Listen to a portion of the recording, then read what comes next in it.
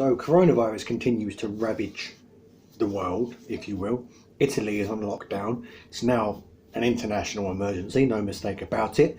I still don't trust Boris Johnson and anything he says and his government in regards to how they handle this. I think they're going to use it as a grab for more power, and they're going to use it to shift the blame for any Brexit fallout onto this.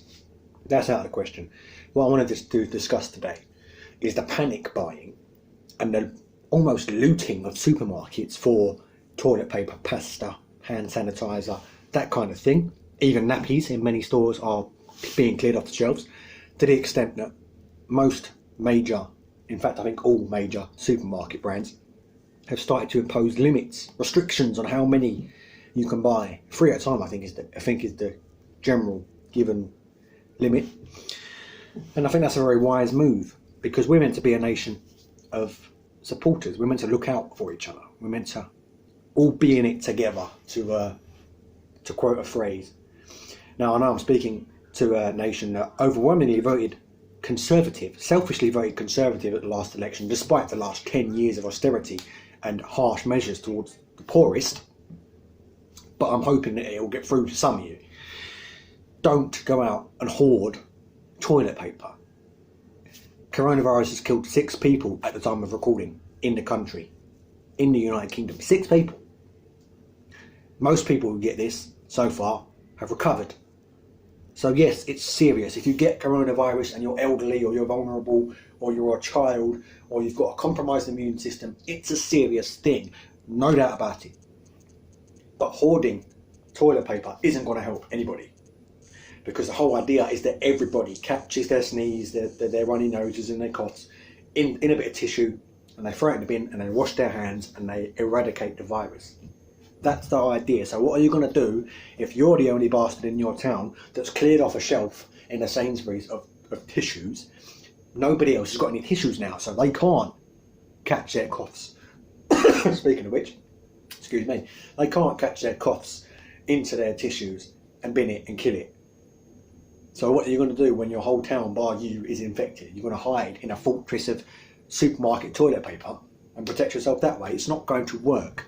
Hand sanitizer also works. It makes the virus impotent, but leaves it on your hands so you can still pass the virus on. So don't hoard sanitizer either. Wash your hands thoroughly. Maybe buy 1 or 2 extra, but don't hoard all of it like it's going out of fashion. Like you're going to die if you don't buy all this toilet paper. We're meant to be the nation that comes together in times of crisis. There are people out there, elderly people, vulnerable people, disabled people, people who are on low incomes, who can't afford to spend 70 quid on toilet paper. They've only got a budget for a weekly, bi-weekly, maybe even a monthly shop.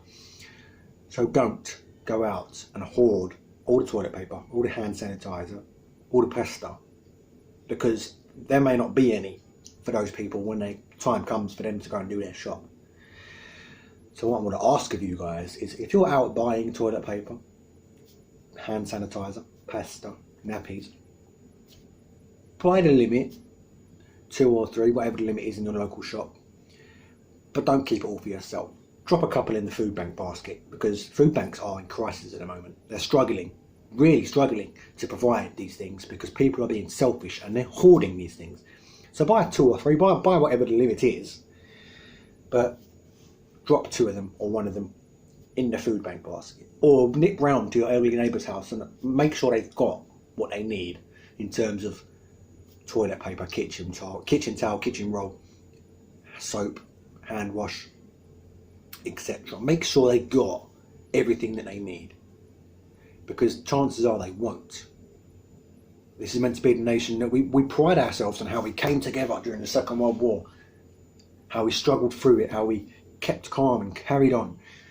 Let's do that now, because otherwise it's going to end up with loads of people being left without, and the virus is going to hit us that much worse. Let's not be idiots about this.